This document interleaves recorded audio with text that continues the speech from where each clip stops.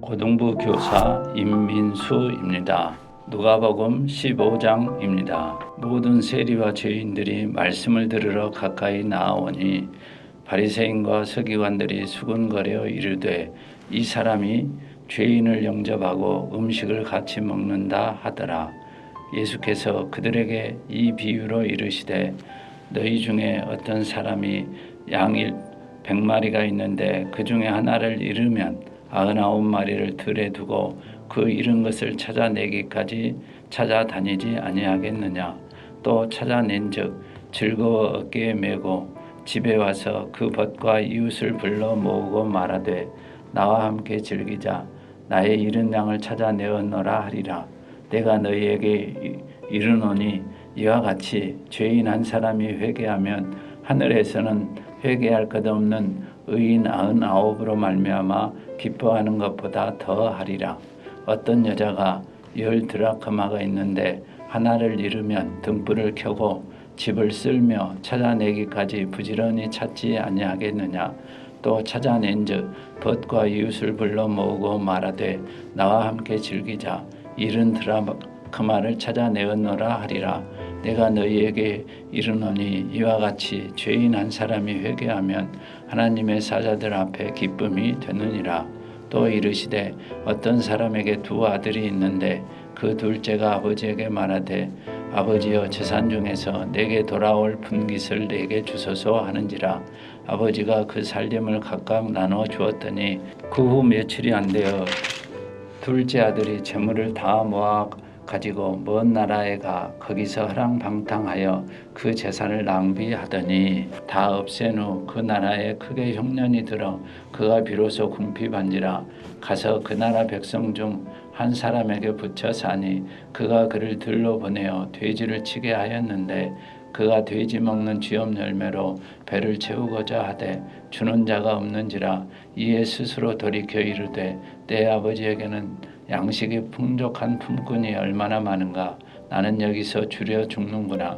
내가 일어나 아버지께 가서 이르기를 아버지 내가 하늘과 아버지께 죄를 지었사오니 지금부터는 아버지의 아들이라 일컬음을 감당하지 못하겠나이다. 나를 품꾼의 하나로 보소서 하리라 하고 일어나서 아버지께로 돌아가니라. 아직도 거리가 먼데 아버지가 그를 보고 측은히 여겨 달려가 목을 안고 입을 맞추니 아들이 이르되 아버지 내가 하늘과 아버지께 죄를 지었사오니 지금부터는 아버지의 아들이라 일컬음을 감당하지 못하겠나이다 하나. 아버지는 종들에게 이르되 제일 좋은 옷을 내어다가 입히고 손에 가락지를 끼우고 발에 신을 신기라. 그리고 살진 송아지를 끌어다가 잡으라. 우리가 먹고 즐기자. 이 내 아들은 죽었다가 다시 살아났으며 내가 잃었다가 다시 얻었노라 하니 그들이 즐거워하더라. 맏아들은 밭에 있다가 돌아와 집에 가까이 왔을 때에 풍악과 춤추는 소리를 듣고 한 종을 불러 이 무슨 일인가 물은데 대답하되 당신의 동생이 돌아왔음에 당신의 아버지가 건강한 그를 다시 맞아들이게 됨으로 인하여 살진 송아지를 잡았나이다 하니 그가 노하여 들어가고자 하지 아니하거늘 아버지가 나와서 권한대 아버지께 대답하여 이르되 내가 여러 해 아버지를 섬겨 명을 어김이 없거늘 내게는 염소 새끼라도 주어 나와 내 벗으로 즐기게 하신 일이 없더니 아버지의 살림을 장녀들과 함께 삼켜버린 이 아들이 돌아오매 이를 위하여 살진 송아지를 잡으셨나이다. 아버지가 이르되 이에 너는 항상 나와 함께 있으니 내 것이 다 내 것이로되 이 내 동생은 죽었다가 살아났으며 내가 잃었다가 얻었기로 우리가 즐거워하고 기뻐하는 것이 마땅하다 하니라. 하늘에 계신 우리 아버지여 이름이 거룩히 여김을 받으시오며 나라가 임하옵시며 뜻이 하늘에서 이룬 것 같이 땅에서도 이루어지이다. 오늘날 우리에게 일용할 양식을 주옵시고 우리가 우리에게 죄 지은 자를 사하여 준 것 같이 우리 죄를 사하여 주옵시고 우리를 시험에 들게 하지 마옵시고 다만 악에서 구하옵소서. 대개 나라와 권세와 영광이 아버지께 영원히 있사옵나이다. 아멘.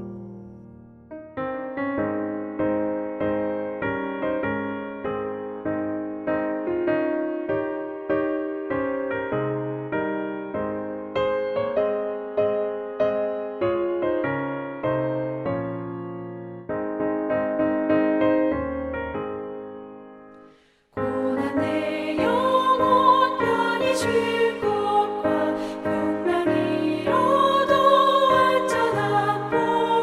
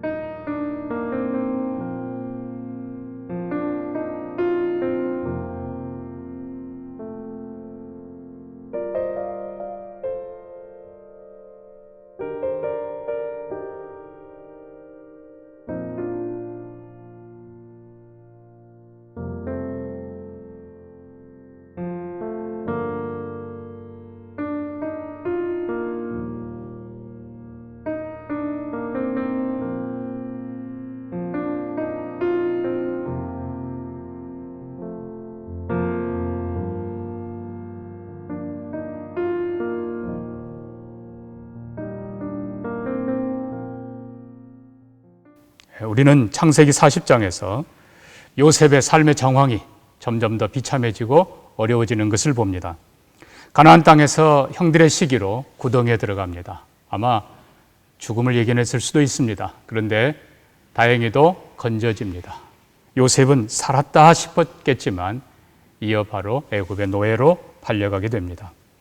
애굽에서 친위대장 보디발의 집에서 온갖 고생 다하며 마침내 총무로 세움을 입습니다.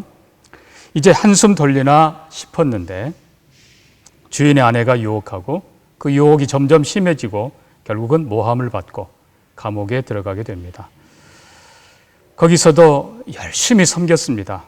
좀 나아지나 했는데 어느 날 바로의 신하 술관원장과 떡관원장이 감옥에 들어옵니다. 그리고 요셉은 두 사람의 꿈을 해석해 줍니다. 요셉은 곧 풀려나가게 될 술관원에게 간절히 호소합니다. 나는 히브리 사람입니다. 죄 없이 이곳에 억울하게 들어왔습니다. 당신이 복직되면 나를 꼭 좀 기억해 주십시오. 요셉의 꿈 해석대로 술관원장은 복직이 되었습니다. 그런데 성경은 말합니다. 그가 요셉을 잊었더라. 원문에는 두 번 강조됩니다. 기억하지 못하고 그를 완전히 잊었다. 마지막 기대마저 외면당하고 어두운 감옥에서 철저히 잊혀진 요셉, 얼마나 고통스러웠겠습니까?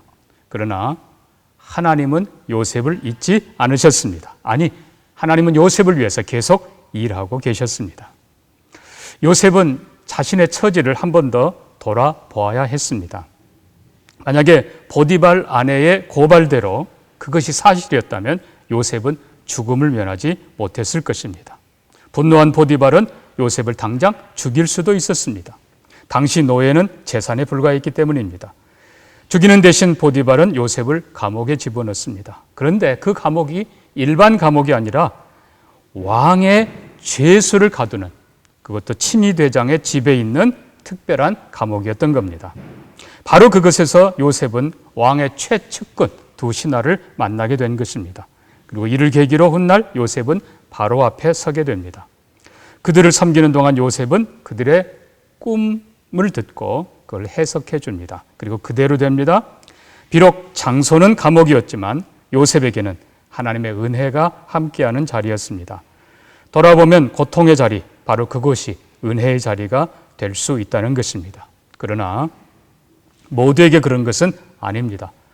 우리는 요셉을 좀 배울 필요가 있습니다. 고통의 자리가 섭리의 자리, 기회의 자리, 축복의 자리가 되는 은혜를 누리기 위해서 우리는 요셉에게서 세 가지를 배웁시다. 첫째는 자신의 처지를 비관하지 않고 언제 어디서나 하나님 앞에서 최선을 다해 살았다는 것입니다.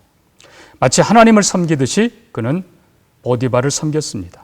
심지어 감옥에서도 그는 최선을 다해 섬겼습니다. 그리고 두 관원을 섬기는 일도 정말 성심을 다했습니다. 결국은 요셉의 그 성심 어린 진심의 섬김 때문에 두 사람이 마음에 있는 근심, 그들이 꾸었던 꿈 얘기를 해줬던 것입니다.